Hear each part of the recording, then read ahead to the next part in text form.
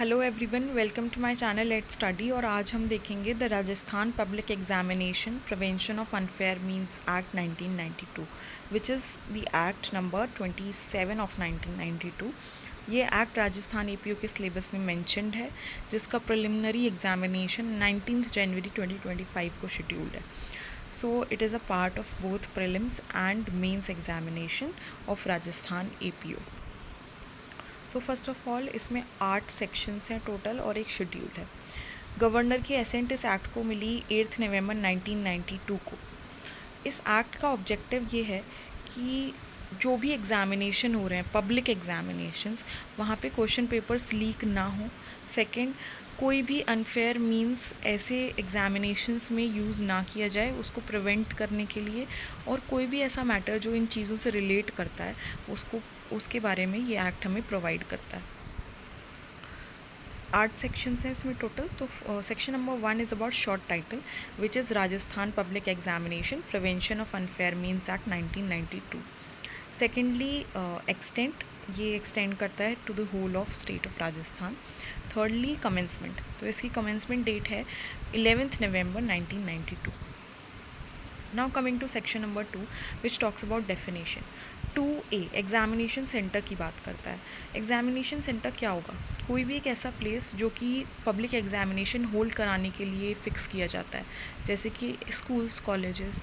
और इसमें इंक्लूड होगा एंटायर प्रमाइसेस जो भी उस बिल्डिंग से अटैच्ड है। 2B is about public examination, मतलब कोई भी एक ऐसा एग्जामिनेशन जो शेड्यूल में दे रखा है उसको हम पब्लिक एग्जामिनेशन बोलेंगे। शेड्यूल में कौन से एग्जामिनेशंस दे रखे हैं, उनकी 8 कैटेगरीज हैं। पहली कैटेगरी है कोई भी ऐसा एग्जामिनेशन जो board of secondary education for Rajasthan under Rajasthan secondary examination act conduct करा रहा है। सेकेंडली, कोई भी एग्जामिनेशन जो कोई यूनिवर्सिटी कंडक्ट करा रही है और वो यूनिवर्सिटी स्टैब्लिश्ड है बाय लॉ। थर्ड, कोई भी एग्जामिनेशन जो आरपीएससी या यूपीएससी कंडक्ट करा रहा है। राजस्थान पब्लिक सर्विस कमीशन, जो for example Rajasthan administrative services का एग्जामिनेशन हो गया, असिस्टेंट प्रोफेसर का एग्जामिनेशन हो गया, एपीओ का एग्जामिनेशन हो गया। और UPSC, union public service commission, like civil services examination. Fourth category है कोई भी ऐसा एग्जामिनेशन जो ऑटोनॉमस कॉलेज कंडक्ट कराता है स्टेट में। फिफ्थ है रेलवे रिक्रूटमेंट बोर्ड अजमेर जो एग्जामिनेशन कंडक्ट कराएंगे वो पब्लिक एग्जामिनेशंस में आएंगे। देन राजस्थान हाई कोर्ट जो एग्जामिनेशन कंडक्ट कराए, फॉर एग्जांपल हमारा Rajasthan judicial services. Seventh category है कोई भी ऐसा एग्जामिनेशन जो Rajasthan subordinate and ministerial service selection board कराए। एट्थ कैटेगरी है हमारी ऑल इंडिया ट्रेड टेस्ट, जो कि कंडक्ट कराया जाता है by directorate general of training, New Delhi. किस मिनिस्ट्री के under? Skill development and entrepreneurship of government of India ministry के अंडर। तो ये हमारी 8 कैटेगरीज हो गई। जो भी एग्जामिनेशन ये फॉल होगा उसको हम पब्लिक एग्जामिनेशन बोलेंगे। Coming to section number 2C, unfair means की डेफिनेशन इसमें बताई गई है। तो अनफेयर मीन्स क्या होंगे? जब आप कोई एग्जामिनेशन दे रहे हैं, किसी पब्लिक एग्जामिनेशन में आप बैठ रहे हैं और आप कोई क्वेश्चन आंसर कर रहे हैं, तो उस टाइम अगर आप कोई भी हेल्प जो कि अनऑथराइज्ड हेल्प लेते हैं, फर्स्टली किसी पर्सन से, सेकेंडली किसी मटेरियल से, वो रिटन हो सकता है, प्रिंटेड हो सकता है, रिकॉर्डेड हो सकता है, या किसी भी ऐसे फॉर्म में। थर्ड, आप यूज़ कर रहे हैं कोई अनऑथराइज्ड टेलीफोन, वायरलेस और इलेक्ट्रॉनिक या कोई भी ऐसा इंस्ट्रूमेंट और गैजेट, तो वो सब अनफेयर मीन्स में आ जाएगा। Now coming to 2D, words and expressions जो यहाँ इस एक्ट में यूज़ किए गए पर डिफाइंड नहीं है इस एक्ट के अंदर, पर वो डिफाइंड है हमारे आईपीसी में, इंडियन पीनल कोड 1860। और अब हम बोलेंगे भारतीय न्याय संहिता 2023, 1 जुलाई 2024 से लागू हुआ है, तो उसमें अगर डिफाइंड है तो उनका सेम मीनिंग माना जाएगा। अब आ जाते हैं सेक्शन नंबर 3 पे। सेक्शन नंबर 3 हमारा बोलता है कि कोई भी पर्सन अनफेयर मीन्स का यूज़ नहीं करेगा at any public examination. Public examination कहाँ डिफाइंड था? सेक्शन 2B में। सेक्शन नंबर 4, अनऑथराइज्ड पोजेशन और डिस्क्लोजर ऑफ क्वेश्चन पेपर। कोई भी person who is not legally authorised और permitted by virtue of his duties, कोई भी ऐसा पर्सन है जो लीगली तो ऑथराइज्ड है नहीं और उसकी ड्यूटीज़ ऐसी हैं कि वो परमिटेड नहीं है क्वेश्चन पेपर्स डिस्ट्रीब्यूशन के टाइम से पहले कुछ भी प्रोक्योर करने के लिए, अटेम्प्ट करने के लिए या पजेस करने के लिए क्वेश्चन पेपर या उसका पोर्शन और कॉपी। ओके, और सेकंड है इम्पार्ट और ऑफर टू इम्पार्ट इन्फॉर्मेशन, जो कि रिलेटेड है, उसे रीज़न है इस बात का बिलीव करने का कि ये क्वेश्चन पेपर या किसी भी फॉर्म में डराइव हो रहा है।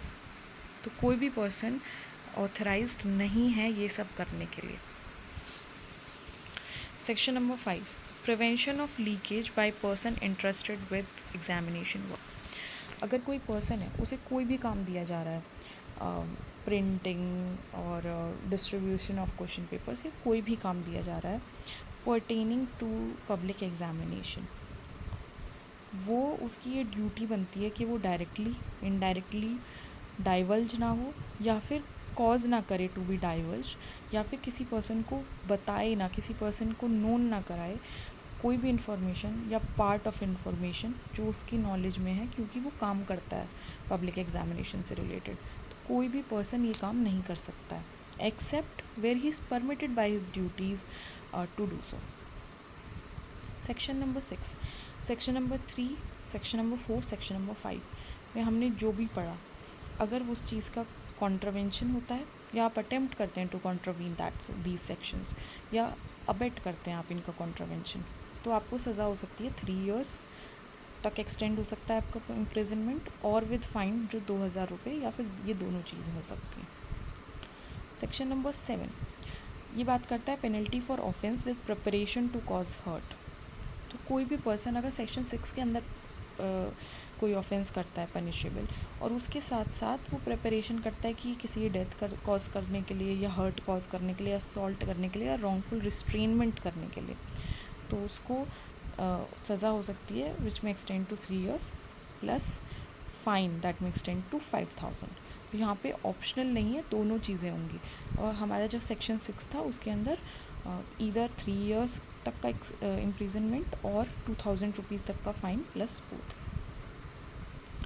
नाउ कमिंग टू सेक्शन 8 जो कि है पावर टू अमेंड शेड्यूल। तो अमेंड कौन करेगा schedule? State government official gazette में निकाल के इस शेड्यूल को अमेंड कर सकती है। इसके अंदर 2022 में लेटेस्ट अमेंडमेंट है जिसमें ये वर्ड्स ऐड हुए हैं, हम इसे पढ़ लेते हैं। The state government may by notification in the official gazette include in the schedule any other public examination in respect of which it considers necessary to apply the provisions of this act। ये हमारा पहले से था कि वो कोई भी other public examination को इसमें इंक्लूड कर सकती है। एंड अब एडिशन हुआ है exclude from schedule any public examination, तो वो एक्सक्लूड भी कर सकती है, इंक्लूड तो कर ही सकती है, और 2022 के अमेंडमेंट से ये एडिशन हुआ है कि वो एक्सक्लूड भी कर सकती है शेड्यूल में से।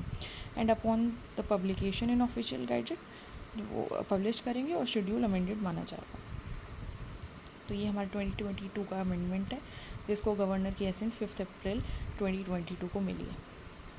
Okay, so this was it for this video. Thank you.